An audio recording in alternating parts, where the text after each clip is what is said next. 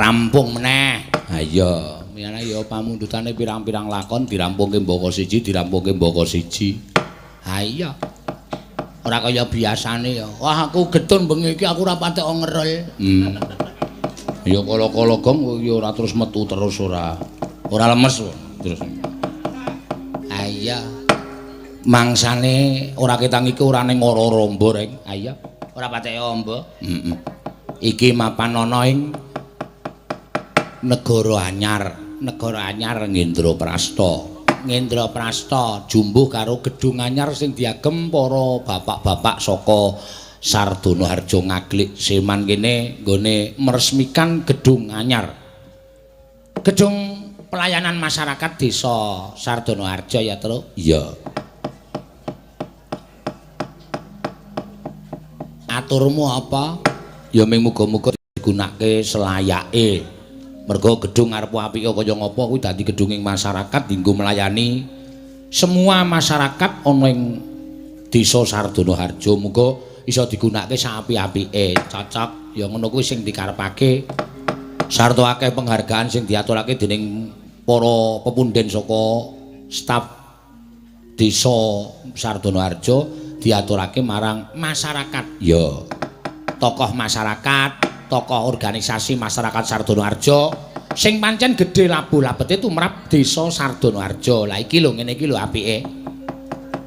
Perangkat desa ya ora bakal mutatuli karo para-para wargane sing kira-kira iki gedhe labuhe ya diparingi bebungah ingkang sakmurwat karo labuhane. Kuwi dadi pamecut srana para warga Sardana Harja saya sengkut gumregut nggone mbangun prana karo Desa Sardana Harja. Ha iya. Nembang yo ring, ora usah kokean ngomong ya ora patek ada digatekke. Ha iya.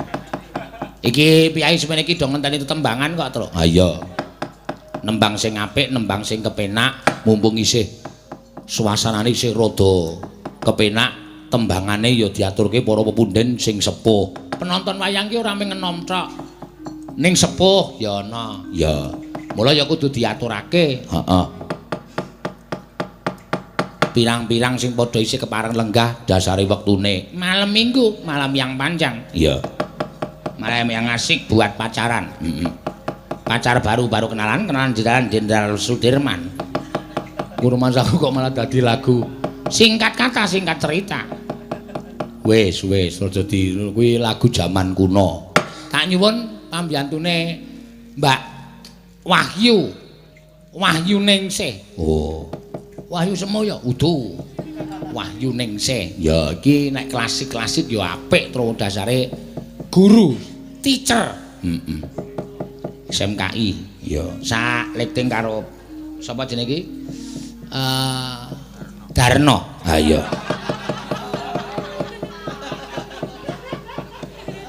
Sak lekting karo Pak Darno. Ayo piye karo Pak Darno mayang nek sik unindene udu Wahyu wis ora. Katrigum mulung menes glelenge ra jamak-jamak. Iya. Ayo Mbak Wahyu ngaturake menapa? Gathik glinding ya kena. Uler kambang mau diaturake Mbak Ayu Purwalestari ngaturke apa? Jineman ya Kang. Manut. Aku ngantuk. Ya engko sik.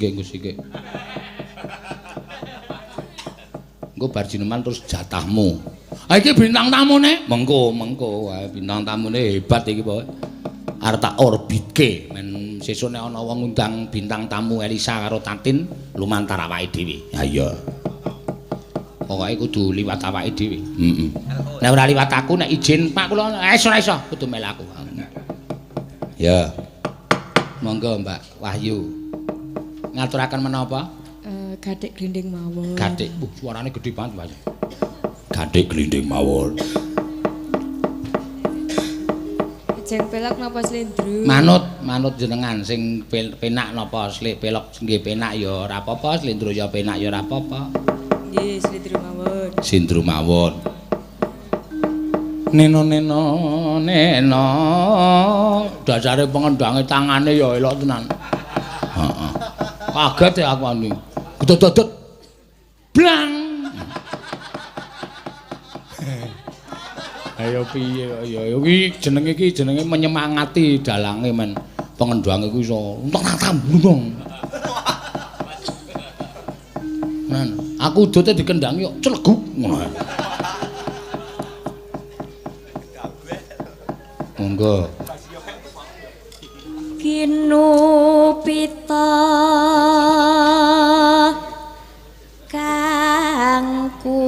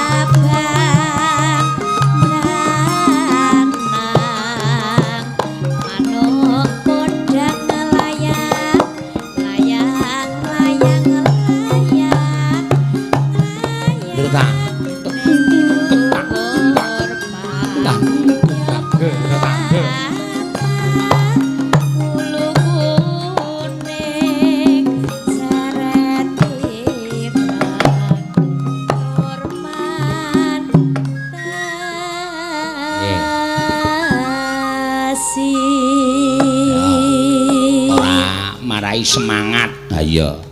Nang tak ding nang ding centuk. Kari dewa kok ngencengke. Oh. Tok. Aku nek kendangi seru ngono kuwi senengku ora jamak-jamake. Rasane wayange kaya urip. Oh. Mangga. Mano empre. Tenang urung. Prit pating truwit-wit. Pengendange sing mau kok ganti sesek. Oh. Ayo, asmane pun anggere guyu kebangetan tak semaput dhewe.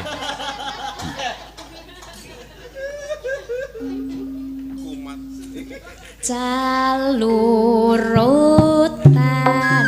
ngeni rango pati pangan biuk padha ambyuk biuk padha ambyuk biuk padha ambyuk ambyuk pasawahan nuju ipane rayahan nuju ipane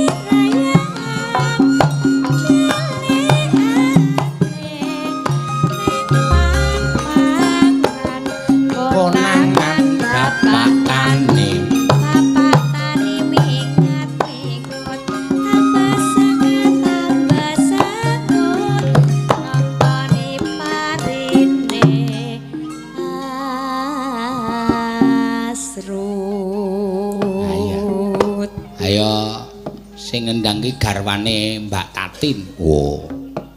Monggo ning omah dikendang lho kuwi. Iya. Kok ngendang kok iso apik. Ah kuwi nek nggo praktek ki sing wedok kon brangkang. Nggo latihan gathik glinding tanang ndandeng kentak kumpok. Iya aneh-aneh bojone kok nggo praktek ngendang. Ah wis kaya bem. Ah iya. Bem karo tak. Bathuke nek ditutup mata, mburi ku bem. Neremri bengong. Ah iya. Bem, ngono ora iso bem, ngono ora iso bem. Kederane luwih akeh ya, Gong. Heeh. Ya diteruske. Manuk petet diet. Ane nek latihan kendang pripung kendang gedhe kaya ladrang ngono. Anake. Oh. Anake wedok siji kon brangkang nang isore mbokne. Tak tundang. Wong anggere dicilikke suarane ra iso, dituthuk ngono rekane dikencengke malah gedhe. Heeh. Tak tunda, kurang cilik tak tunda. Kowe iki aneh-aneh wae kok. Engko ya cegah lek truk. Heeh. Yo.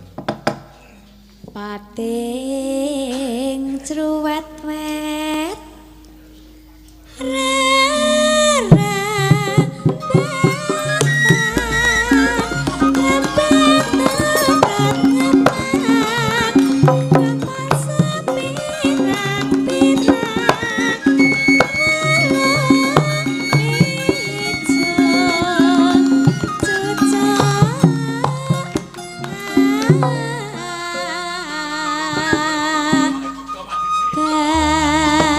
Dan ketoke lemu ning sing gampang luar biasa lho. Deg-deg tung tung tung tung tung tung tung.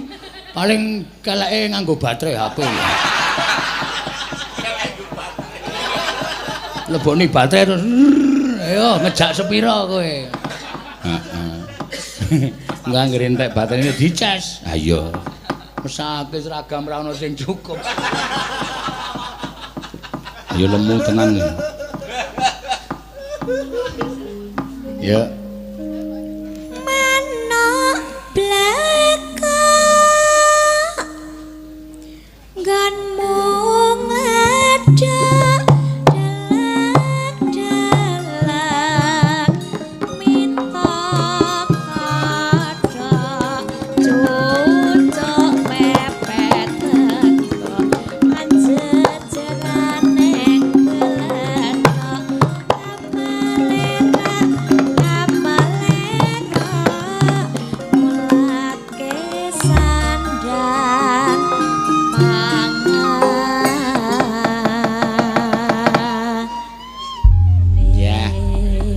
matur sembah nuwun Pak Wahyu. Ya. Karang ya nggo nyoba-nyoba. Ha iki sing mepet awake dhewe iki. Heeh. Iki ket mau urung muni. Ya. Ya dikeprok ya men muni. Oh sidat kok dikeprok ya cara ngendi ora. Maksude nembang. Heeh. Mangga Mbak iki isih cilik cilik-cilik. Heeh. Asmane nek ora kleru ki Mbak. Sapa jenenge? Entin Lali aku. Entin. Heeh. Entin. Entin entut salaman itu. Ayo, nembang apa? Ora ngarani aku. Langgam ngimpi mawon nggih. Hah? Langgam ngimpi. Melanggam titiyoni gondyoni puspa tajem. Ngopo njuan titiyoni gondo puspa tajem? Impen ki werna telu, Truk. Wis ngerti. Titiyoni gondyoni puspa tajem. Puspa tajem kuwi sing kebukten dadi kasunyatan. Iya, wancine jam 2 tekan gagat bangun esuk. Ini pinter utawa kacitra kasudarsana kadorodase. Ha iya. Sing iso nemai kadorodase. Wancine jam 1:30. Oh. Ora beda karo puspa tajem ya, beda. Nek puspa tajem jam 2. 1:30 kadorodase. Nggih. Rampunge tengah song lawan. Kuwi ngimpi apa ngopo kuwi? Ngimpi kok ngaku iki nang catetan iki ngono kuwi kok ora sama ida to? Ya ora. Kandhane ngayal ora. Ya Mbak Enten. Ngambara ing awang-awang. Tung gepok. Kok gepok? Sing brangkang bojone. Ha iya.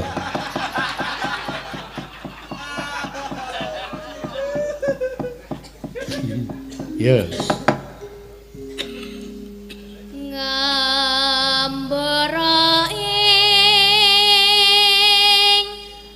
ngawang-awang.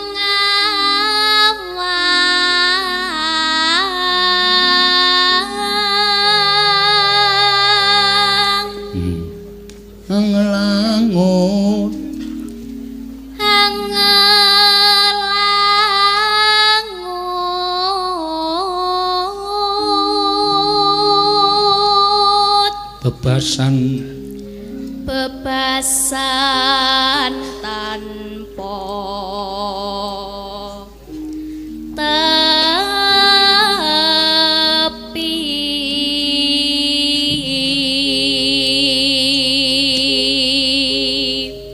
neno nora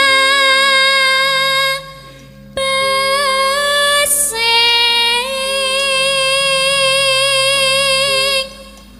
meka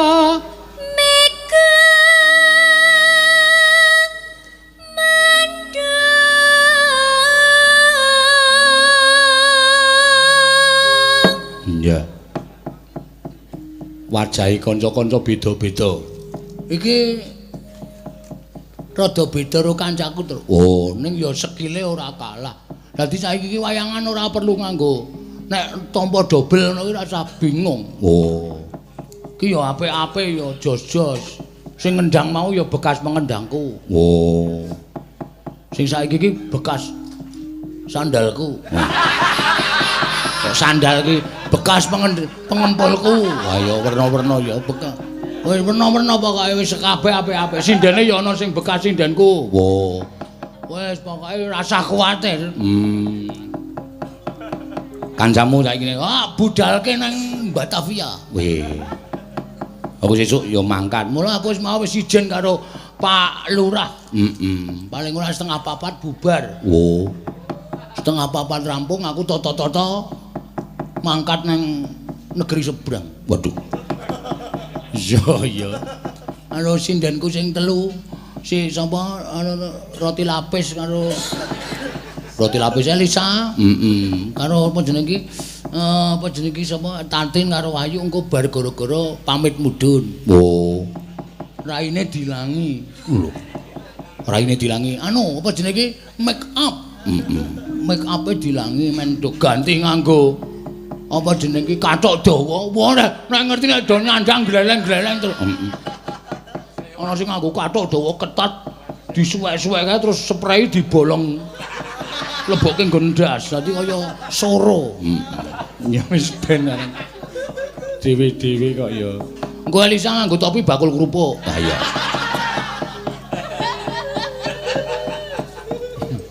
Ayo Mbak Entin. Mibar nyiteri jagat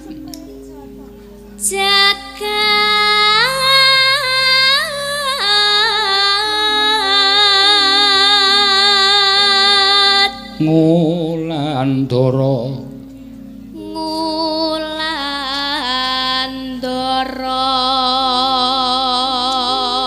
nglampara ngunggahi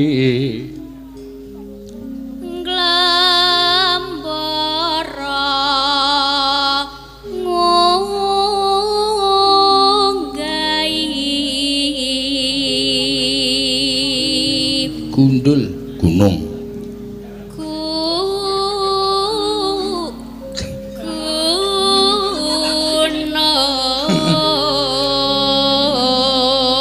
aja tak rasake omong aku ngunggahi kok gundul ngunggahi gunung kok gundul ora marahi guyu e wong katungkul ngumbar gagasan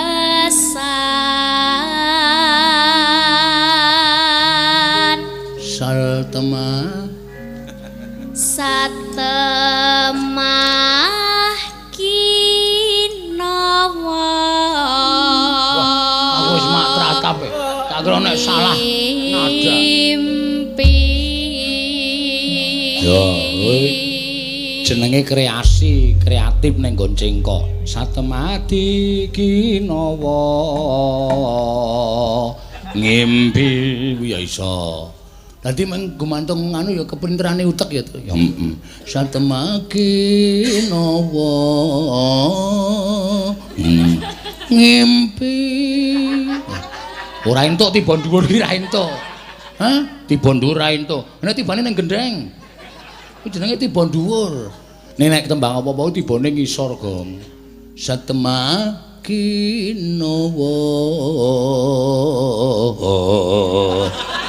ngimpi ku ya entek.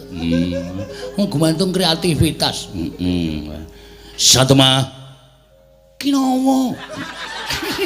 Ra ono. Banjur digawe-gawe ora. Aku seneng nek wong do pinter-pinter cengkok ki nyenengake. Iya. Sripat sripit lembeyane mrak ke simpir lo wing. Ya dasare penggirange muda dhewe. Muda. Tak tunyo lho kuwi Pak Suhar. Ha iya kuwi Pak Suharmu enom dhewe. Ora apa-apa karo Pak Mantri. Mantri suntik. Ha iya. Menang-menang nekat nek nyuntiki iki. Ha iya.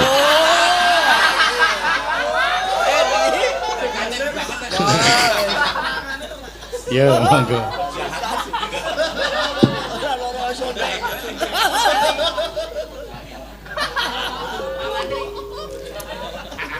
Apa? Ya, Mbak. Sripat sripit lembeyane mrak ke simpit kandes luwes wiragane Wah, kemanja.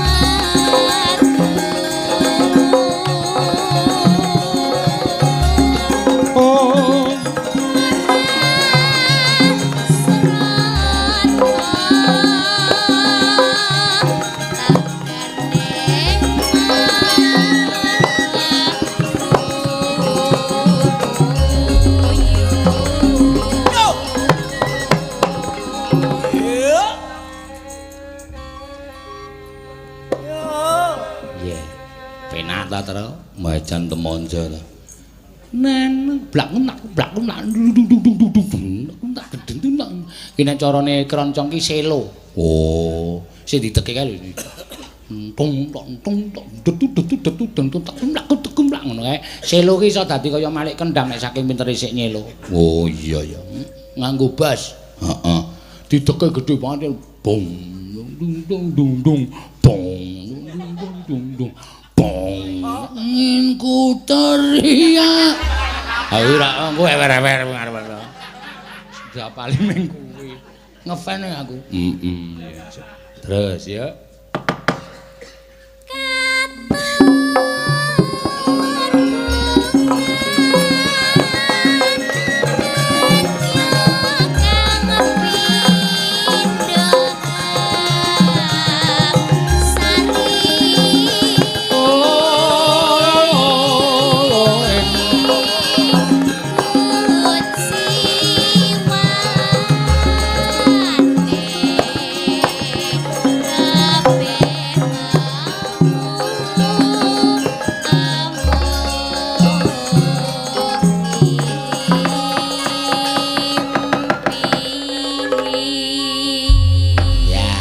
Matur sembah nuwun, Mbak. Entinika. Iya. Sing wis kepareng paring apa jenenge apa jenenge langgam ngimpi ya, Tru? Ha iya. Ayo. Elisa, Tatin, jumeneng. Nah. Ndak do mengardo merem wae aku adake. Ora weruh apa saka kene. Ketok wae padake ora. Yo.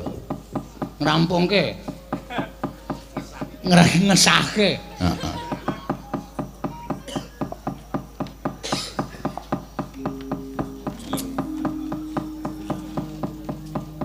Mendo melek. Lisa wis ra kuat melek. Ra kuat Capek, dia capek. matane. Piye? Merem terus. Ya turu ra apa-apa. Remasonen nek manut aku. Lho kan remason. Engko ora melek. Di remason. Heeh. Ya kowe sih kek. Kowe sikik dengkulmu mlocot. Kan gurune. Gurune sapa? Gurune kok meng SMKI, kowe S2 kok. Meguru kok karo ngelmu sing luwih ngisor. Lho, maguru karo wong pengalaman. Kan pengalamane akeh kono. Hah? Pengalamane akeh kamu, akeh panjenengan. Ya, ya wis ra apa-apa. Ya ora. Ya. Ilmune dhuwur aku tapi ne. Piye muni piye kuwi mau? Ilmune dhuwur Lisa. Ilmune dhuwur kowe kok kowe meguru aku demen andlok ngelmumu. Ya pengalamane le disinau ki. Nah, iya. Coba Bukit Siwe adoh-adoh ning kene yo menyinau kowe. basa apa? Bukit Sito. Bukit iki memperhatikan. Lah ya aku yo Saiki memperhatikan wong panjenengan iki nonton ki wo iki ngene. Engko perlu dicatet kaya ngene. Terus NB ngono kae. Nek pemerhati iki mesti NB harap datang dengan kelambi batik ngono. Ya Kuwi kan NB ngisor undangan dhewe yo. iki. Kuwi aku ngono Oh, kuwi. kaya undangan. Ha iya. Matur suwun. Ayo nembang wong loro sing apik. Iya. Apa mau penjalukane Kembang Rawe? Mau Kembang Rawe mau urung diaturake. Ya. Wah. Hura-hura meneh. Ora apa-apa. Sing loro wis diaturake ngimpi karo apa jenenge iki gathik glinding saiki rada ura-ura sithik ra masalah. Ya. Bawani sa.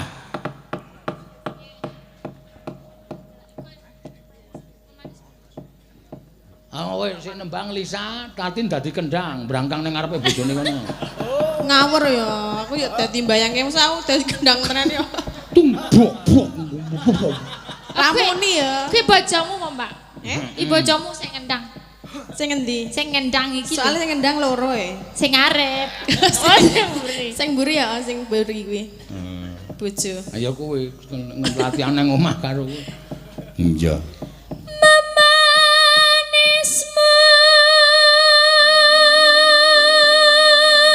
Anggo jiwa. Anggo jiwa.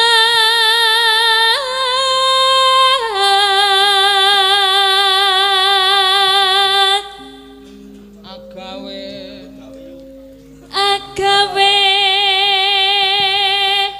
rucite gale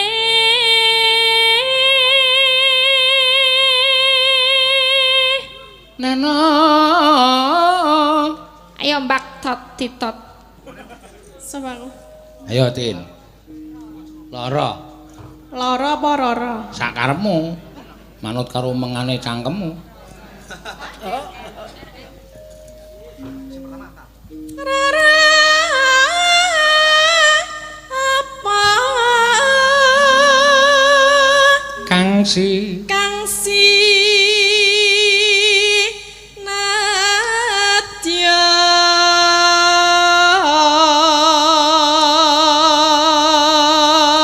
Wah nek Tatin iki suarane wis cetha cantas, mbokne ya sinden, bapakne aktor film kartun. Apa? Kayane tembangane mesti apik. Iya. Ambiyen Dek Tatin dong patek payu ki ngarep omahe ditulisi terima campur sari. Uyon-uyon wayangnya juga ada.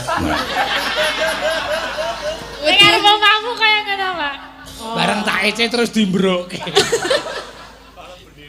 Terus dinai bendhe kae. Kok do ngetekke lho. Tenan kok ya. Aku kaget yen biyen kowe lah iki apa sing marahi aku ngono. Campur sari uyon-uyon wayangnya sing kalimate iki lho sing wagu iki. Ngisor dhewe kalimate wayangnya juga ada. Wayang. Aku nek dayae muni mana ngono. Wayang juga ada kan niku napa nggih? Salon lungit ngenten. Iya, salon lungit. Ibumu almarhum ki, almarhumah ki Bu Sri Lungit salon lungit. Terima pemotongan rambut. Paes campur sari, uyon-uyon, wayangnya juga ada. Wayang dipotong juga ada. Niku tesih enten tambahane. Apa? Nyicil juga bisa. Wah ya, potong kok dicicil. Nek kruwak-kruwak. Mas nek nanggap wayang niku lho. Nah iya. Nanggap wayang kan di DPC ngono ora apa-apa. Ayo, harus ngono. Ayo. Upama mundut rakmi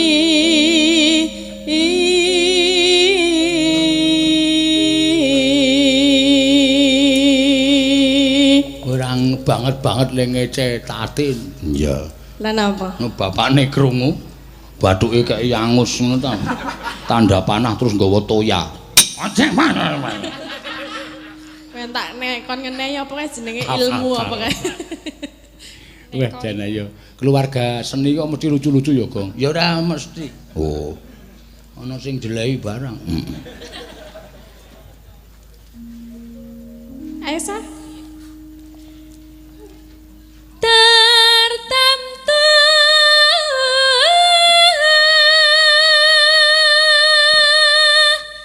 tak turuti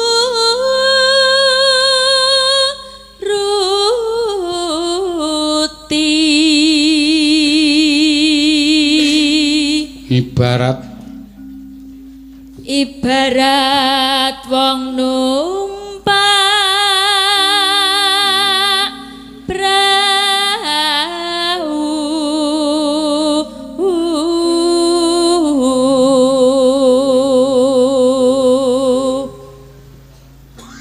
ya lumampah tanpa kaki. Hah? Walah. Iya. Walah.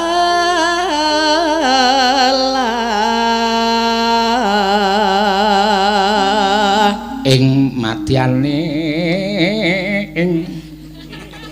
ing madyane jala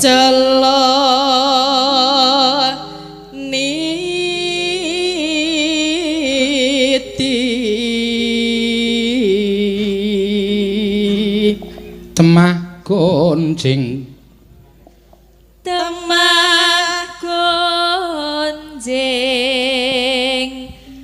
anggenjang ning pagulingan.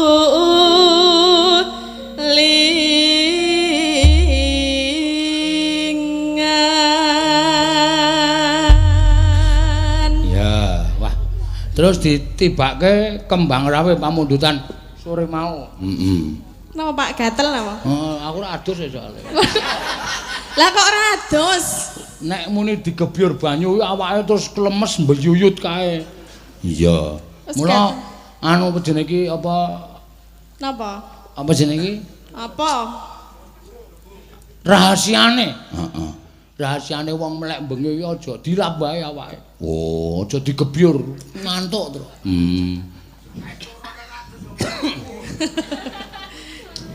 Jarene kacara, Pak. Sapa? Ya sik ra tau adus. Kae iki arep nglendagel ning ora nggone. Kepengin dadi bintang tamu.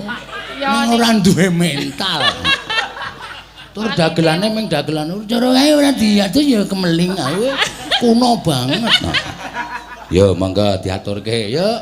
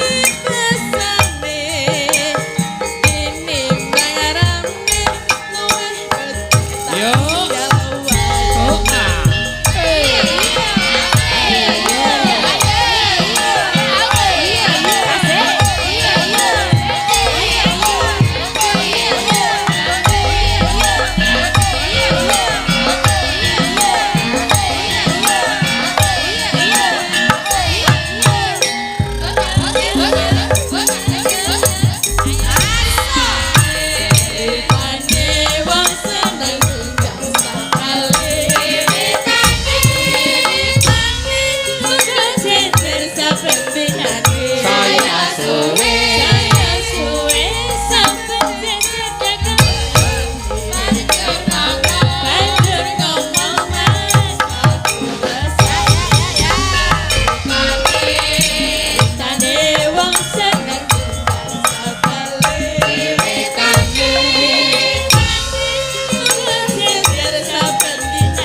saya suwe banjur ngomong mas aku tresno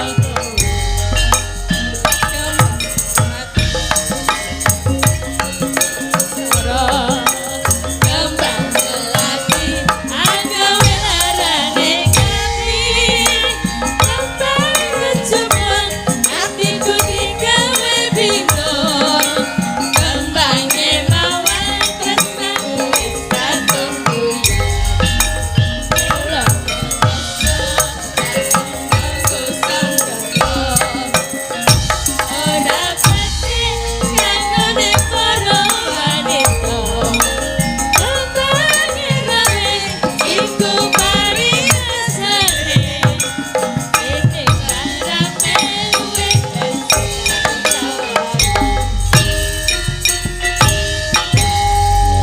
matur suwun Mbak Elisa karo Mbak Tatin. Iya. Cik. Ning apike ya dienggo ngesahke terus. Lho. Kok ngesahke kok terus-terusan. Ayo men karang ya dapukane bintang tamu. Iya. Bintang tamu iku kudune seragame beda. Terus lilingku engko nang ngisor nek pas goro-goro munggah, nek pas limbukan munggah. Aja ning nang ngisor ya aja turu tenan. Mulai ngampet wis tenanan. Iya. Sing pungkasan diaturke apa? Ki mau ana sing nyuwun lagu Prau Layar. Ya.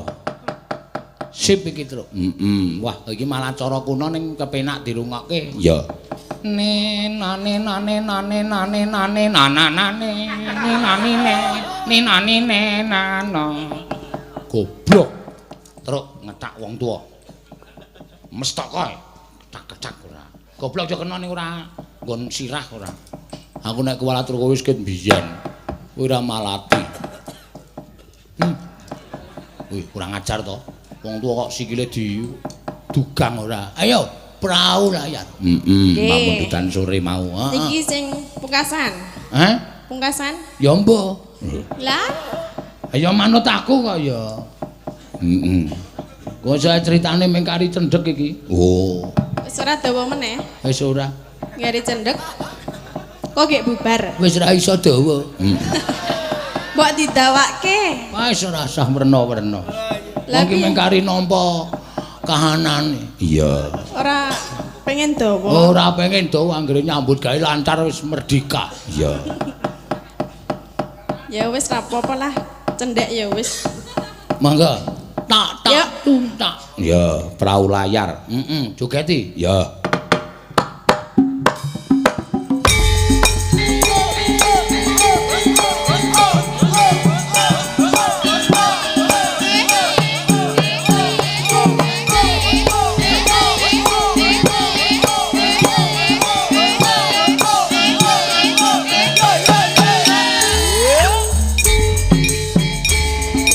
Yang kancane kisah gembira, ale apela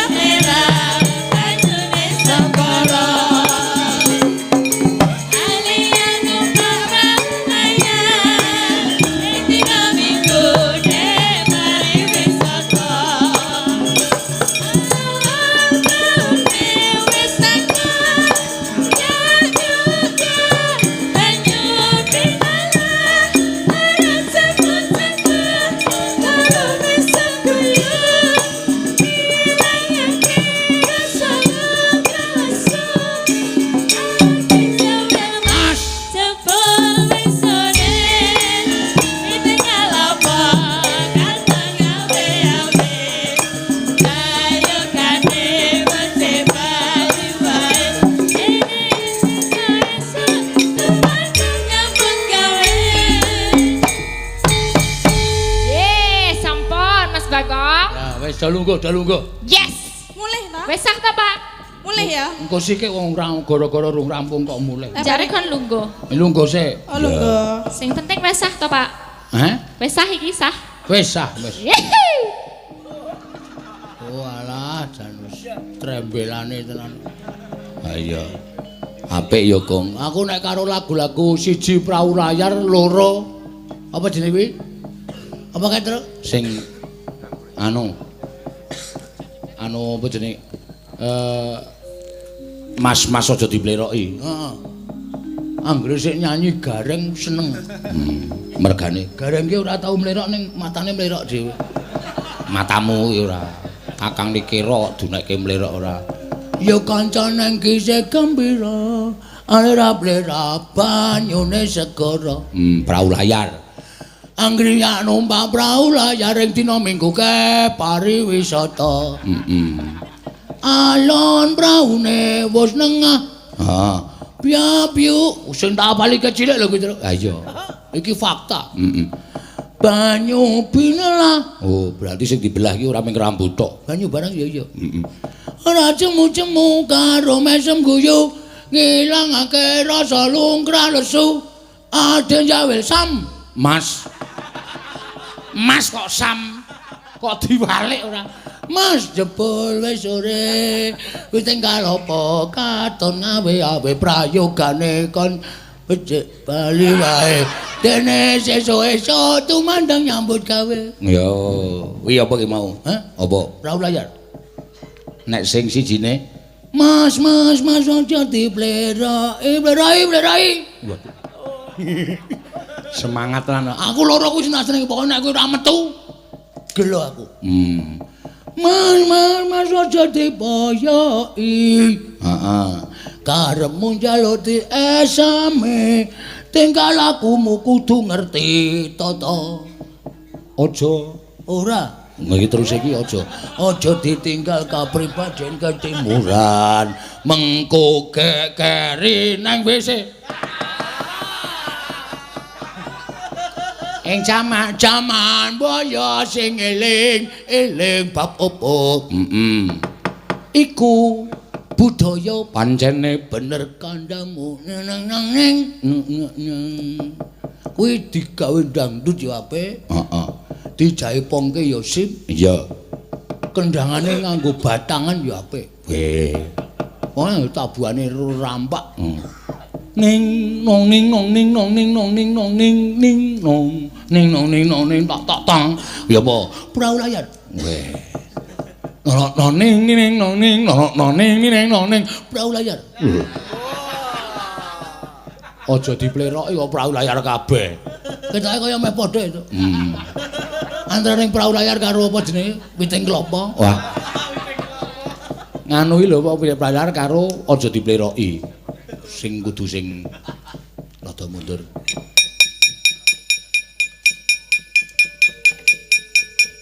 Le prau layar wis danyange teka. Samae. Mburimu lho, Gong. Semar? Ndak usah takut. Semari jinjo karo aku. Nih ya wis bapak wis rawuh mau janjine bapakne teko le Gojek wis. Wah, teruske iki isih gungae. Isih do gelem guyu ae. Guyu kuwi gelem-gelem karo ora. Yamin iki wong guyu ki sangel kok. Mergane wis pengen turu, ngantuk, kesel, ngomong guyu ming. Wis merem. Heeh ya. Wis ora usah mempeng-mempeng ora. Ngandel ora. Krasa aku pisan. Ambune rung dilangi seprene iki. Dinyedak iki wis ketok. Ayo. Ngapae? Sowan ndara ndaramu Pandhawa.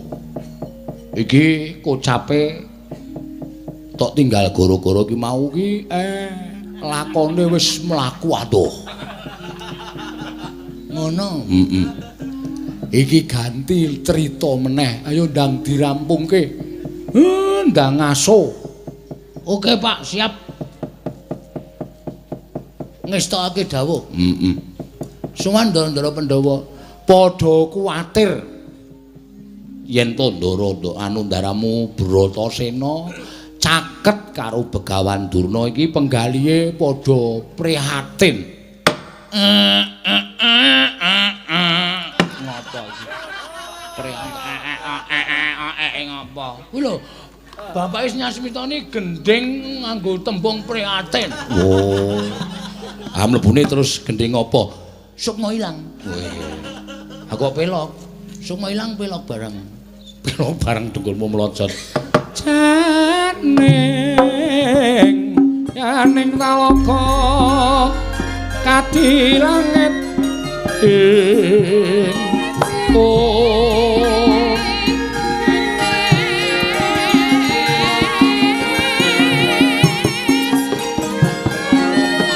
Bambang panepasulan upamane kolintang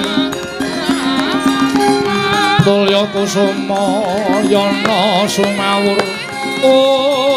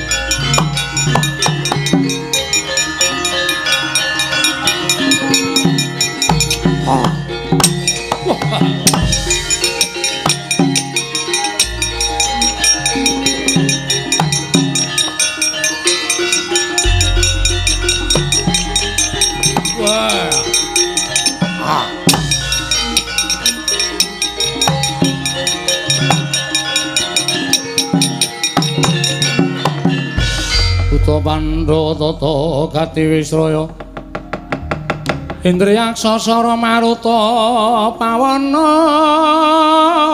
bana margana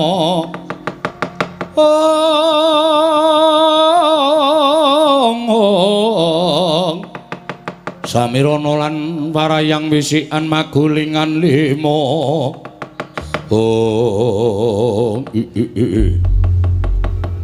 Iki ora pangling jimdam darat inggih Gusti Pati melayu-melayu sifat kuping sajak kaya kami gilan neneng apa mugi andadosna ing kawuningan Gusti Pati nalika semanten kula jagi wonten tapel wates negari ing Indraprasta inggih Wonomarta mboten ngertosangkan paranipun wonten satunggiling makhluk ingkang wujud jalma menungsa piyayinipun gagah pideksa gudhek wok simbar jojo teka wantun ngrisak pepasrening Wonomarta inggih Indraprasta tata lair ngrubuhaken wreksa ingkang ageng dukiri sila ingkang ageng Nanging batos menika menawi dipun priksani mawi tata batin piyambakipun ngrisak pepasrening Wanamarta wujud candhi tuwin beteng pepasrening Praja Indraprasta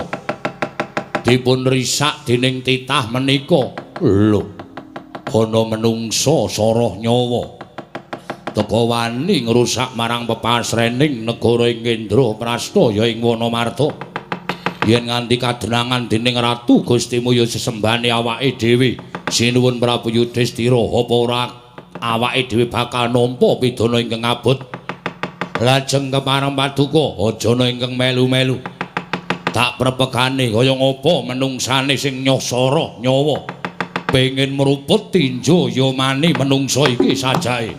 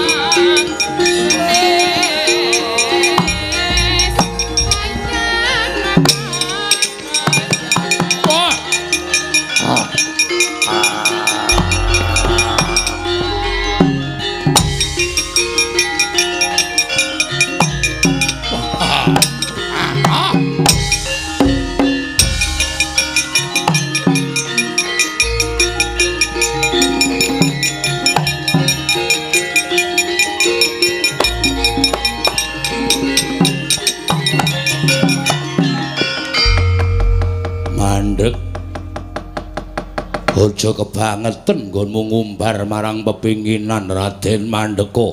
Wah. Ana wujudan yen tak matke katon ilang.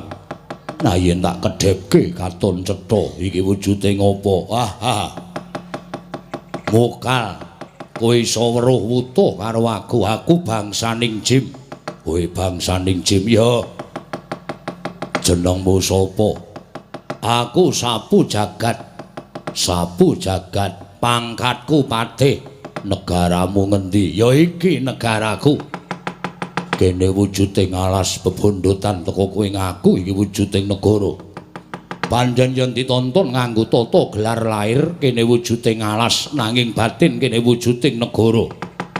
Ya iki wujud negara Kajiman. Ingkang winastan negara ing Indraprasta. Raden, kowe ngrusak pepasrening Praja ing Indraprasta. Kowe ngrubuhake wit-wit gedhe ndukuri watu sing gedhe. Tata lair sing mbok rubuhke pancen wit gedhe nanging batin kowe ngrusak pepasrening Praja ing Indraprasta. Sing tak rubuhke wujud wit, sing tak dukiri wujud watu perkara wong liya ngandhakake kuwi pepasrening Praja mangsa Baranga. Iki negara bangsaning Jim, aku menungso kowe Jim. Derajate dhuwur menungso tinimbangane Jim. Malah kowe matura karo Ratu Gustimu kowe minggato sawadya balamu papan kene arep tak nggo mukti karo dulur-dulurku. Papan kene arep tak babati, arep tak gawe sawijining papan kinarya mukti dulur-dulurku kabeh. Wah, sumuk nyawamu keparat. Kowe bakal nyingkirake para bangsaning Jim apa kira-kira wis serep nyawamu? Ora ana jamak lumrahe menungso kalah karo bangsaning Jim. Nadyan dumadining beda nanging antaraning Jim lan menungso derajate dhuwur menungso. Aku dumadi saka bumi, kowe dumadi saka geni. Baliya marang papan asal mula bukamu krek jangkamu sirna marga layu, ha?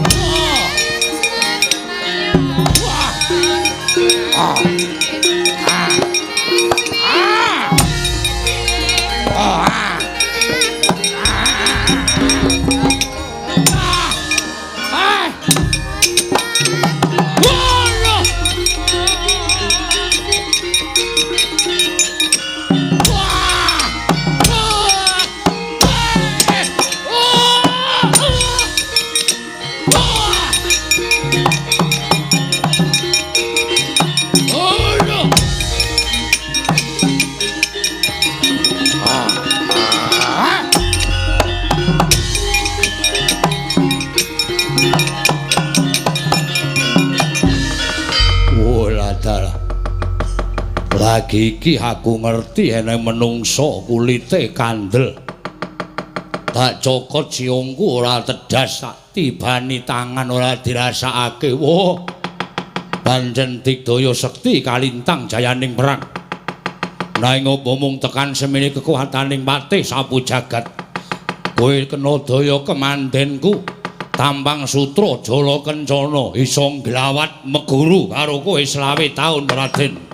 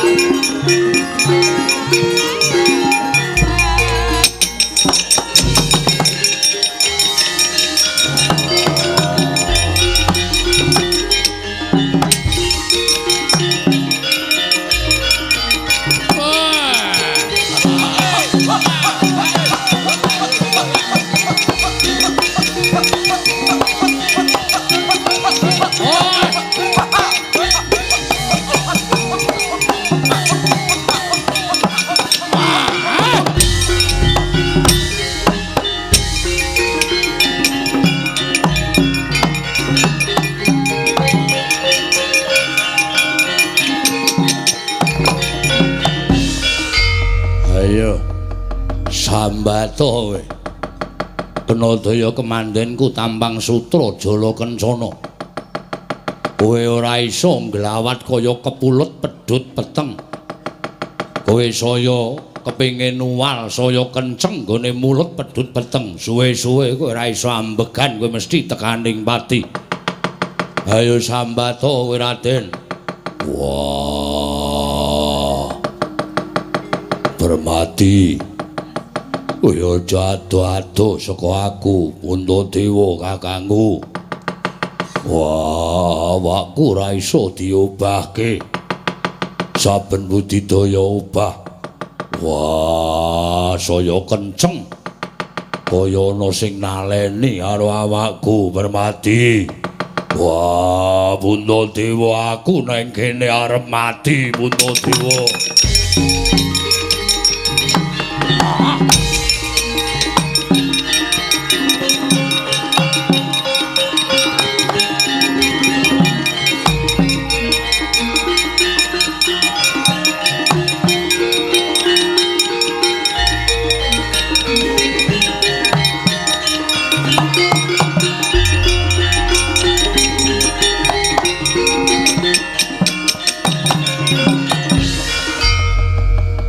Semar kula ing atase Kakang Mas Bratasena kuwi pengawak go ngalugur nanging lha kok Permadi kaya kelangan lacak mlebu tengahing alas Wanamarta. Alase pancen terlalu luas. Dadi nyuwun mangapunten mesti mriko menggok ngulon sampean mboten ngerti leriting. Ora ana wong tuwa tak kepruk bata ora. Ana wong kok reting. Nala garing kowe ngerti ora? Ndaramu nendi Ndara Bratasena arahe le babat mau. Waduh, ayo ora ngematke kok. Kowe iki melu ki kon ngematke. Ha wong aku karo Petruk malah ombek jambu mete ya, Truk. Heeh. Ayo ngelak kaya ning tengahing alas ki rumangsane padake. Gong, kowe ngerti Ndara Bratasena ora? Minggok nendi? Aku ora paham. Lah kowe iki mau ya ngopo? Wes aku pokoke nang alas ki le merem kerep Truk. Mergane anggere weruh tikungan ana watu gedhe ki rasane kaya ana memedine. Mongko aku ora memedi ki wedi. Ayo. Wah. Permati. Puntadewa, aja adoh-adoh karo aku. Permadi, Puntadewa, aku ra iso nglawat Kakang Semar. wonten dawuh ana swara. Pripun? Ana swara. Cobi.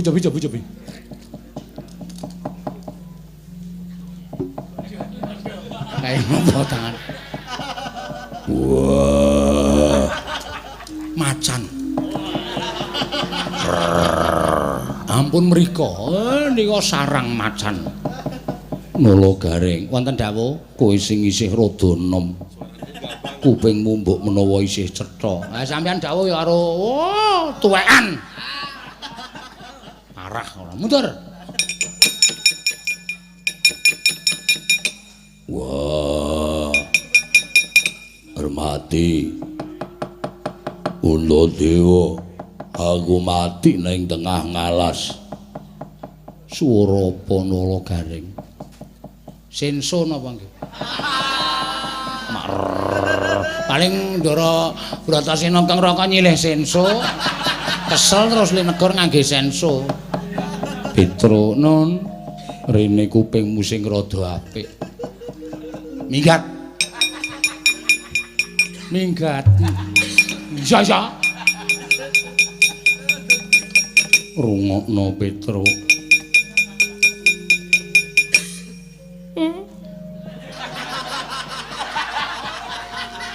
Sekegrika Ndara. Ora. Unine piye? Matur ngoten. Sik tak goleki sing areng guyu sapa iki sing areng guyu. Ayo. Cengelmu. Kowe ora ganggu iki lagi ngrungokke swara. Tatut-tatut. Kok kan jambu mete. Permati. Aku tulungono. Undalewa. Aku tulungono. Mboten nonton niku. Minggat, urung dikon, Gong, urung dikon. Mesti aku terakhir kok. Oh iya. Minggat. Nek ora aku wis ora. Wah, Merwati. Undalewa. Aku tulungono. Oh, goleki Sarmati. Oh, Sarmati. Iki kurang dawa. Ngoten niku. Sampeyan ra jijik napa kena idu kula? Lambe kok dobok-obok. Kowe iki wong sing ngeyel dhewe ning nek ora ana kowe rasane cemplang. Betul. Rungokno, rada cedhak kono. Wah. Permati. Uladewa aku ora iso ambegan. Terus, dilokno kae kok ora bali-bali kok. Ngandel ora. Ngapae? Kowe iki ngrungokke swara kok micak tetengok nang ngisor wit. Silir. Sudah krungu ora? Urung. Aku iki mung micak wae ora turu kok dipeng-pengke ora. Wah, Permati aku tulungono Puntadewa. Aduh, ketiwasan Raden. Ono apa Bagong? Sik kula balenane. Ae rame ngentek-entekke wektu ae nek. Truk. Kene aku dipunji. Ngopo dipunji? Main suarane cetha. Ya. Ayo kae sik. Yo. Oh. Wah, botenan kowe, Gong. Heeh. Wis dirungokke. Wah. Permati.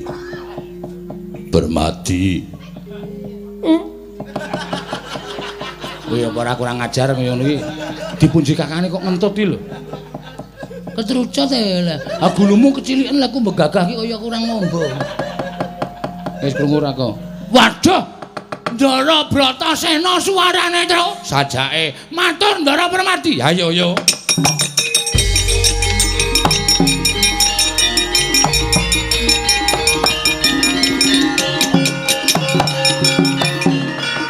Matur Ndara Permadi ceca waldata wela-wela. Menawi ingkang sambat-sambat menika mboten sanes kejawi namung ingkang raka. Kakang Mas, nggih Kakang Mas. Sing Kakang Mas aku wae. Kowe ora usah nembut Kakang. Kakang Mas Bratasena. Kakang Mas kena ngopo? Mboten ngerti kok. Waduh, Permati. Buntadewa, aku tulungono, aku ora iso ambegan. Ngoten niku asmane kumat saja. Sapa sing kena asma? Ndara Bratasena. Ndara Bratasena iki bendaramu kuwi sehat wal afiat.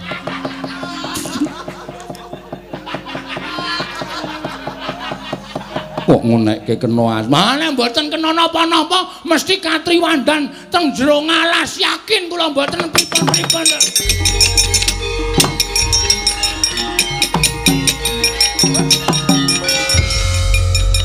Ndara Bratasena nek ora ditulungi ngrekoso reng. Ayo do mangkat ora. Wah, iki nek ora marani Ndara Bratasena. Iso entek-entekan iki ora. Alhamdulillah. Iso gawe senenging dulur-dulurku. Tak terima-terimake ora masalah. Iya. Titekno.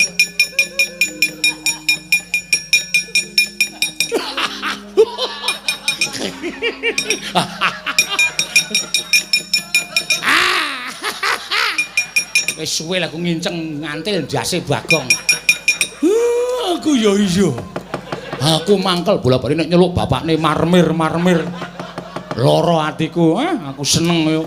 Bagong iki nek bojoku memeni le ngindik. Terus-terusan. Asine aku ora trima guajul sirahe. Puas. Aku ya puas. Wis ben. Dak kaya ngono ta. Tak indik saka dhuwur. Aku wis ngerti le do ngrasani aku. Aku do tekan ati le do dendam karo aku. Oke, ora masalah.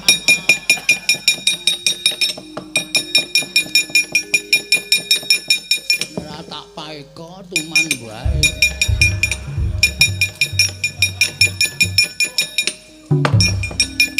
Tutupi dong jadi. Buka sik.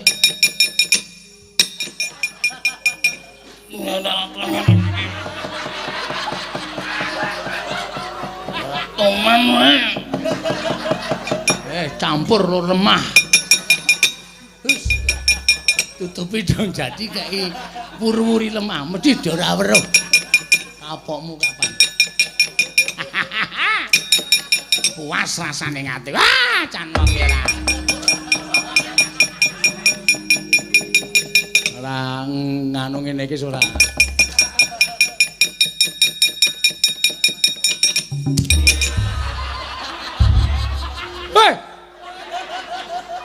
Hei.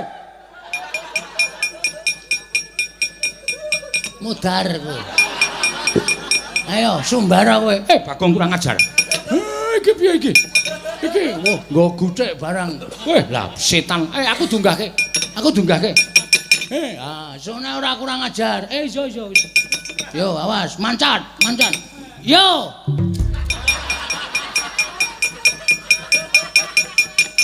Minggir mancat pinggir. Yo. Aduh. Wah, keneng dhewe aku. Ayo, mangkat yo. Sing gawe jugangan sapa? Aku. Kok kowe gawe jugangan nganu ngapusi bapakne. Ngopo gajul aku? Loh, aku ora sengaja. Ora sengaja apa? Niru Ndara kok. Kowe ngomong asline gajul aku kok. Weh. Ayo. Semar kecemplung dhewe aku.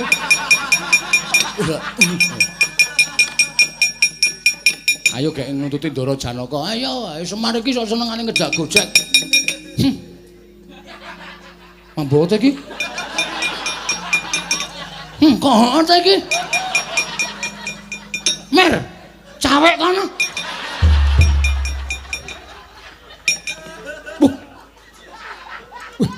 Aku penyakitan po ya.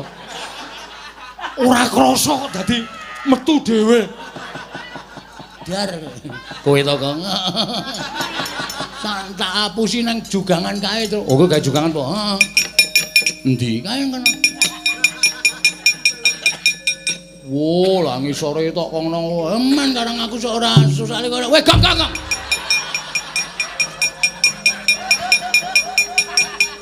Setan ora. Untung aku dhuwur. Waduh, dadak wisuh iki. Reng tak ndani Reng, aku tidak pengen tahu. Apa lho Reng, ora pengen ngerti aku, pokoke ora pengen ngerti.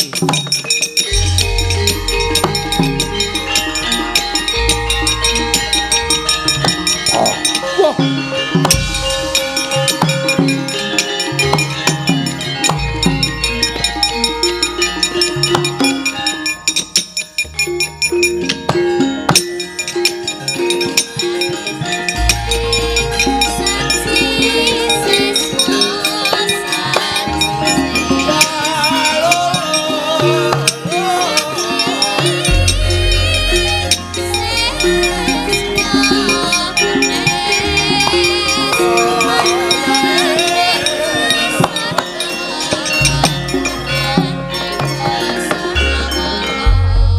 Mara Sang Arjuna Ismanya kang kamanungsan kasrepanting kaing mungsune ran padha kadang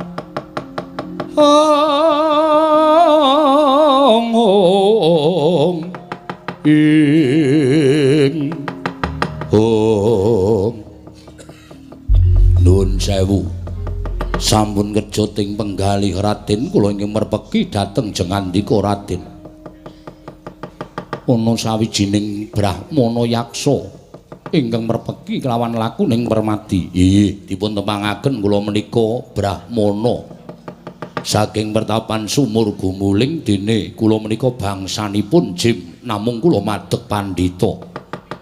Wonten ingkang sudi mestani dhateng kula pun Anggara Parna inggih Citrasena.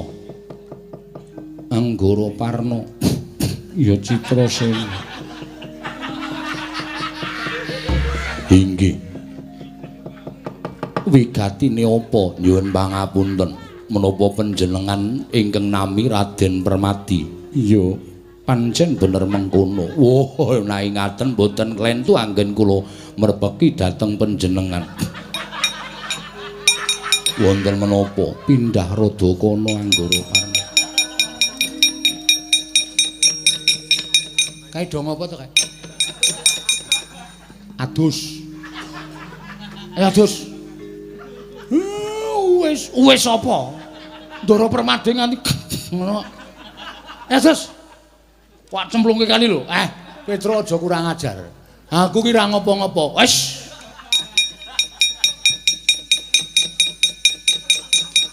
Yuk mandi yuk. Ayo. Ayo mandi. Mengko tak kosoki wis. Ayo. Iki edan karo wong tuwa nggo dolanan. Mambu lho mer asli aku aja cedak-cedak kowe. Gilani tenan.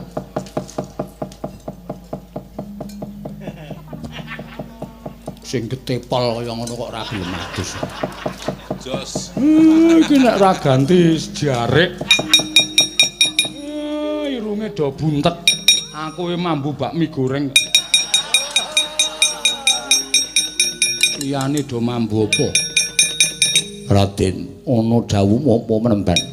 Menapa paduka ingkang nami Raden Permati lan peranganipun para Pandhawa? Ya pancen mengkono. Lah ngaten boten sisih panggen kula merpeki dhateng jengandika. Kula dipun utus Sang Hyang Bathara Indra nyaosaken keringkianipun bangsaning jim. Pusaka 3 wujudipun watu timpuru, oyot bayura lan lisah pranawa. Menapa to sababipun dene jengandika kaparingan kanugrahan amargi ingkang raka nedeng babat Wanamarta lan mugi andadosna ing kawuningan. Papan menika sanes wujuding wana nanging negari kajiman. Wontene dawing Wang Pikulun Bathara Indra Pandhawa ingkang kedah nampi kanugrahan negari Indraprastha ingkang badhe kababar kamanungsan. Mila kula aturi sumusul ingkang raka menawi perlu sedaya Pandhawa gangsal jangkep nasak telenging Wanamarta. langkung gampil anggenipun badhe mbabar negari Ngendraprasta saged kamanungsan saengga saged dados sarana muktenipun para Pandhawa Raden.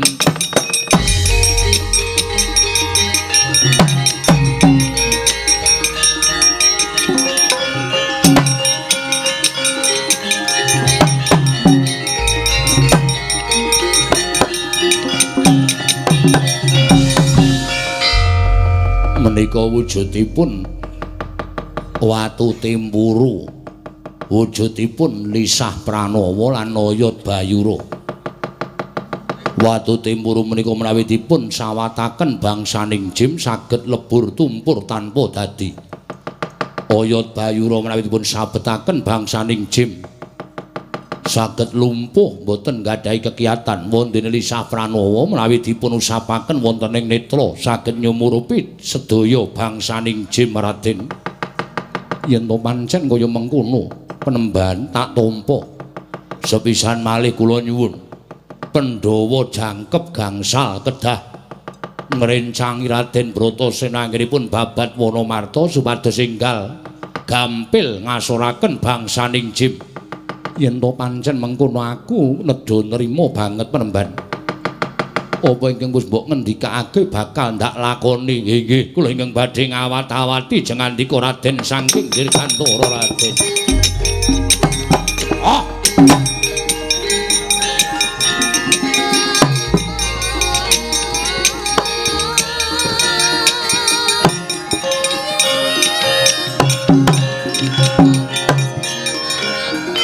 Petro nun mlayu ingkang banter Kakang Mas Puntadewa ingkang mapan ana ing pepungkuran gendongen tindak mrene klebu adiku Pinten Tangsen.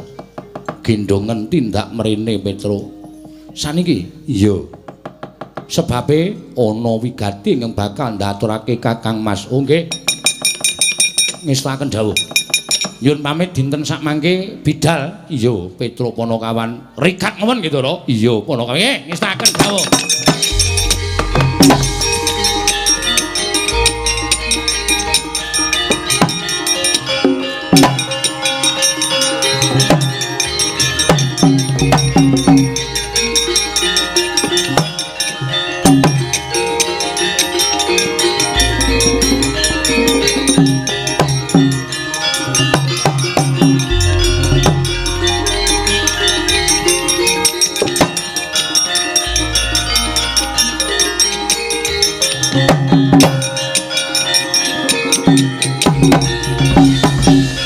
Matur Ndara Puntadewa sewu pati agung mangasami. Iya ya Petro ana apa? Ngaten lho Putra. Swanten sampun Ndara Puntadewa menika dipun dawuh dening Ndara Permadi ing nalika semanten pinanggih kaliyan jim naminipun Anggaraparna. Iya saban. Lah, mlayu ngaten kira. Tumunten dinten samangke Ndara Puntadewa menika dipun dawuh supados enggal dipun gelak lampahipun tindak wonten lebeting Wonomarta. Lan kula dipun utus Ndara Puntadewa supados anggendhong Ndara Permadi. Truk, kuwalik. Ora usah kesusu. Diutus Ndara Permadi nggendhong Ndara Puntadewa. Ralat. Kula dipun utus Ndara Permadi nggendhong Ndara Puntadewa. Aku arep tok gendhong nggih. Lah adikku loro menika dados kewajibanipun Bagong. Ngapa? Aku ki mengetotke. Kowe abdine sapa? Abdine Pandhawa. Ndara gendhong Ndara Pinten Tangsen ora gelem ki. Potong bayarmu ye. Ya ora ngono. Tindake. Ora kuat loro. Mboko siji. Lek bolak-balik. Wis pokoke Ndara Puntadewa tak gendhong kowe gendhong Ndara Pinten Tangsen. Ora tekan kono gecek sirahmu. Monggo. Iya Petro Permadi menyang endi teng rika? Pundi to? Lah iki. Oh, dirangkul kok ora kena. Pun? Iya kok. Kendel, ora usah obah-obah. Niki 120 km per jam. RE King. Iya Petro, kendel nggih? Iya. Yuk. Ora nang sira. Ayo, sijine gak wis ngrekoso iki. Loro gek bobote kaya ngene. Wis gek mlayu Bagong nggih, mun santai mawon karang ya sing jeneng orang iki ora.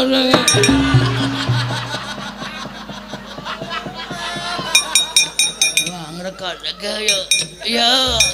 Waduh. Wis alon-alon mawon. Mengko ketinggalan Kakang Mas, ketinggalan mboten napa-napa.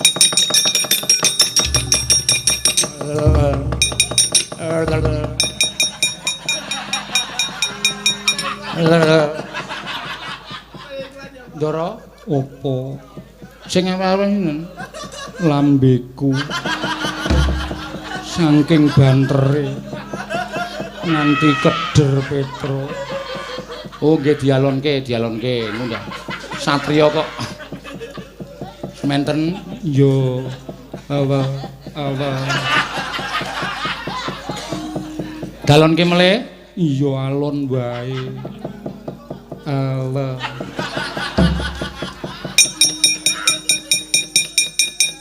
tak madhep rono Petro cangkemku kena angin keder kabeh. Wau sampean limapan yo ranjur madhep rono kok ya. Siap? Iya, Petruk. 150 km per jam.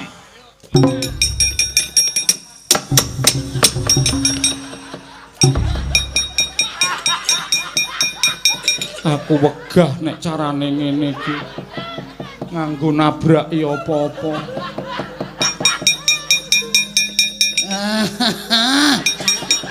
Iki ora maju-maju. Abot ngarep. Wis kendel teng mriki. Ngrekoso tenan.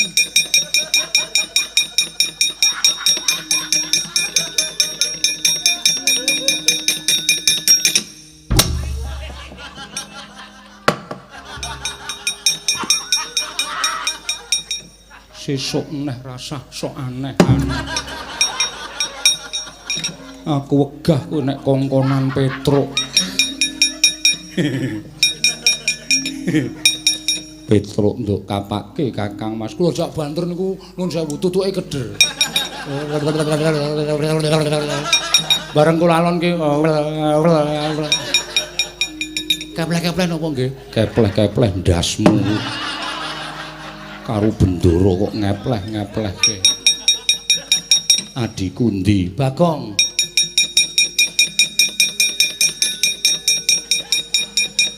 Mandap.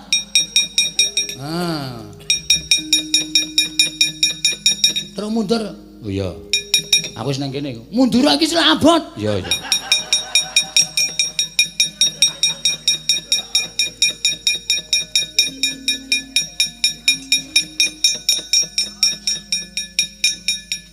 Endi, Gong? Semaput. Semaput kok omong. Aku tahu wis semaput ngomong, aku harus semaput. Wis biur. Semblung kali ya kok edan. Kakang Mas opo Yayi? Jawing Jimanggara Parna kinen bidal. Sedaya Pandhawa jangkep wonten ing Wonomarta. Yen to pancen mengkono ayo Yayi digelak lakune monggo kula dherekaken Kakang.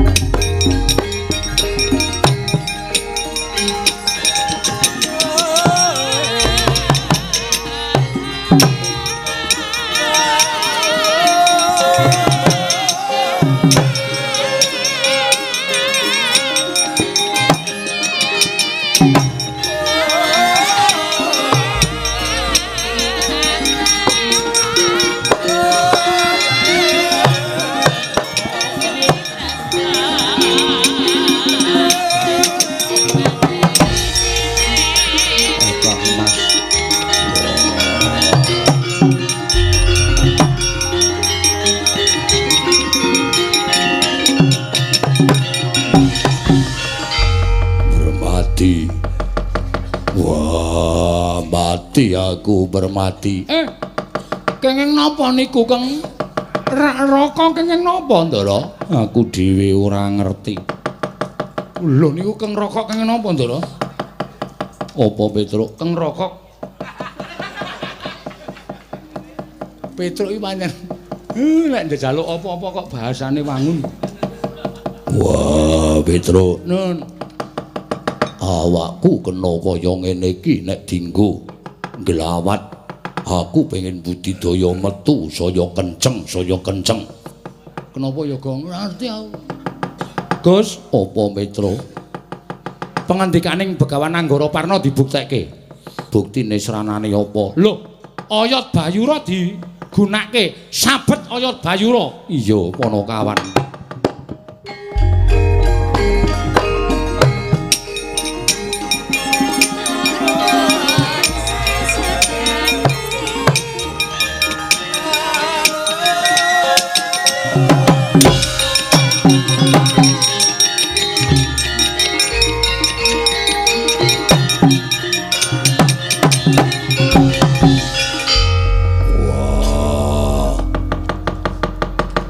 Kakangku Permadi tak kandhani.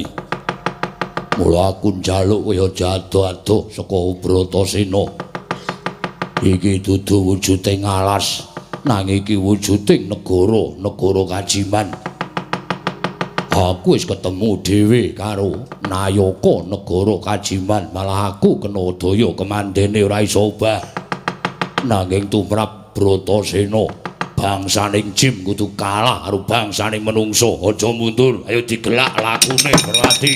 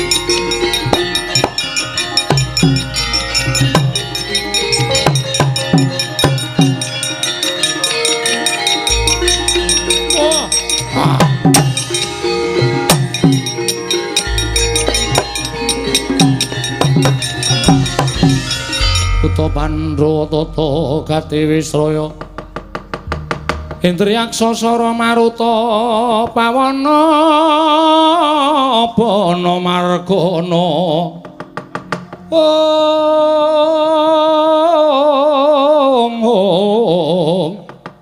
Samirana lan Warayang Misikan Magulingan Lima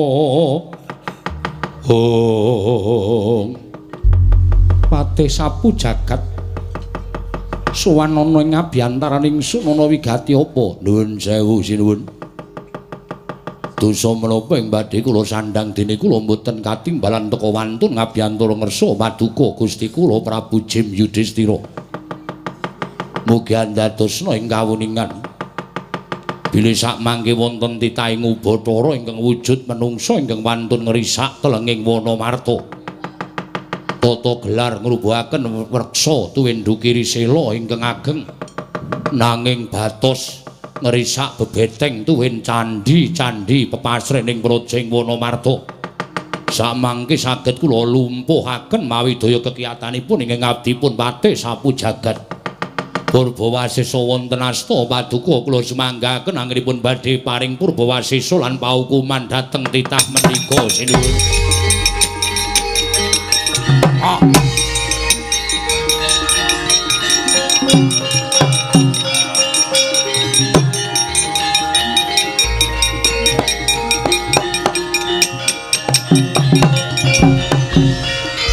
Dandun Wacana Yudhistira kakang kuwi Danang Jaya wonten timbalaning Adawa Tripala Dama Granti wonten timbalan Koko Prabu iya wonten timbalan Koko Prabu ana titah ingkang mulang sarak wani nerajang marang wewaler iki bumi kamardikaning bangsaning Jim teka ana titah wujuding menungsa ingkang wantun wani ngrusak marang pepasrening negara ing Indraprastha wis umuk nyawane kepingin tinju marang kayiwanganing Bathara Yama Dipati.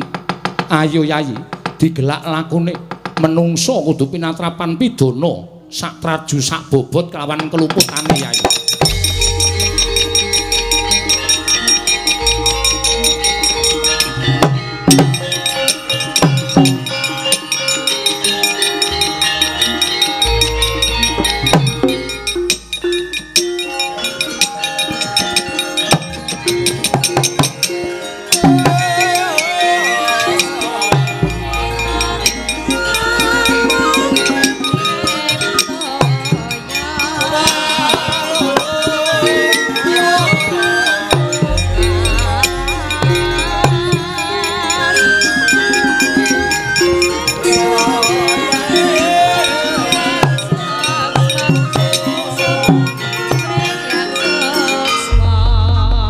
Kulun Sang Hyang Bathara Indra ingkang Honyang Madyapada mrepeki dhateng jasad kula. Ya, Yudhistira. Dandun Wacana Danang Jaya Tripala Dama Granti. Ulun ingkang prapta ngabiyantara ning negara Indraprastha kene. Kasinggihan sabda pangandika paduka. Menapa badhe paring pidendhan dhateng jasad kula? Ada kadhokati kajron menapa? Yektine praptaning ulun ana ing Wanamarta sayekti mung bakal paring dawuh kelawan jeneng kita Yudhistira. Miturut itunganing Sang Hyang Jagat Giri Pratingkah nggon kita dadi nalindrana ing Wanamarta ya ing Indraprastha. Dina samangka wis ganep 1000 taun anggen kita dadi makuthaning bangsaning jim. Mongko sayekti negara Indraprastha iki bakal kababar kamanungsan tegese nggon kita bakal urip ana ing jagat minangka dadi rajaning jim kaya wis rampung kewajiban kita. Wondene sapa titah pujangkara ingkang bakal nampa kanugrahan wujuding negara ing Indraprastha tanana liya kejaba mung para Pandhawa. Ing kapandikan ya kuwi si Bratasena ingkang wiwiti babat Wanamarta. Kita jawani pisan-pisan ngrangsang sarta jawani pisan-pisan nandhingi marang kekuwataning para Pandhawa jeriku dadi utusaning adil ingkang sayekti besok bakal mbingkas angkara murka. Dene apa to sababe para Pandhawa nampa kanugrahan ingkang kaya mengkono sabab ya mung Pandhawa ingkang wis nuku kanthi laku prihatin lan tapa brata wiwit urip ana ing alam padhang. Wiwit wujud bocah nganti tekaning dewasa tansah laku prihatin lan tapa brata. Mula undu-unduane ya sak traju sak bobot kelawan ingkang wis dilakoni dening para Pandhawa. Yudhistira, sadhela maneh para Pandhawa bakal prapta ana ing mapan kene. Kita aja wani pisan-pisan ngembari marang panguwasaning para Pandhawa sabab mara gage wengakna permana jati kita. Sawangen sapa ingkang lenggah ana ing singasana adipalengganing Puntadewa Yudhistira.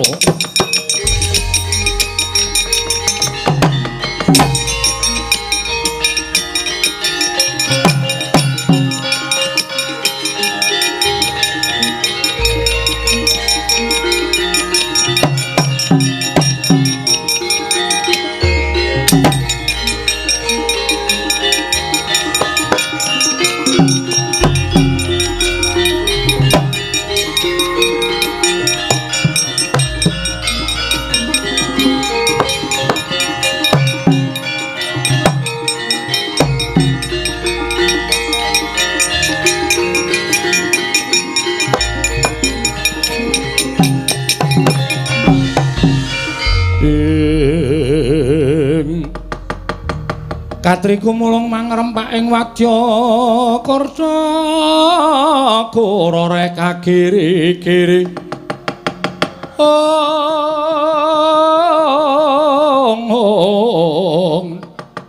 ronanggana gawe gelarira wang-wang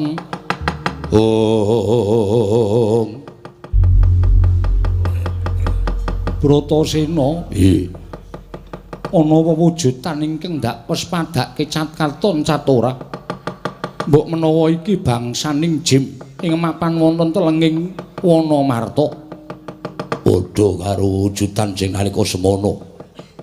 Nani bani harwaku wujuding daya kemanden. Wah, Sawang cat katon catora. Nuwun sewu sinuwun. Dipun tepangaken kula menika pun Yudhistira. Awon tanpa warni kula ingkang nglenggahi negari ing Indraprastha. Menika kadang kula sekawan inggih menika pun Dandun Wacana, Danang Jaya, Tripala Dama Granti. Apa sababe jeneng-jeneng sira nyembah kelawan aku? Jernyatane sira kuwi wujuding Nalendra. Kula nyuwun pangapunten. Panjenengan jalma wantah utawi titahing Bathara dene kula bangsaning Jim. Derajatipun inggil menungsa tinimbanipun bangsaning Jim, mila nadyan kula Nalendra. Kula kedah ngetingalaken unggah-ungguh tuwin tata krami kula dhateng bangsaning titahing Bathara kados jengandika Raden Puntadewa. Tur malih leres ngendikanipun Sang Hyang Bathara Indra. Teka wonten satunggiling jawata ingkang lenggah angemongi dhateng jengandika Raden Puntadewa tanana wonten sanes kejawi namung Sang Hyang Bathara Darma.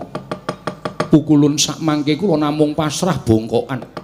Menawi paduka pukulun sak kadang badhe anjabel negari Indraprastha, kula caosaken tangan kula kekalih. Namung mugi andadosna ing kawuningan negari ing Indraprastha menika pinirang dados gangsal cacahipun. Ingkang wonten tengah piyambak menika winastan Praja Ngamarta. Wonten ingkang wonten iring kilen menika winastan kasatriyan nunggul pawenang ya ing Jodipati. Menika papanipun kadang kula pun Dandun Wacana. Ingkang iring ler menika winastan kasatriyan Madukara. Menika papanipun kadang kula pun Danang Jaya. Ingkang wetan tuwin kidul menika wonten kalih kasatriyan Sawu Jajar tuwin Bumira Tawu.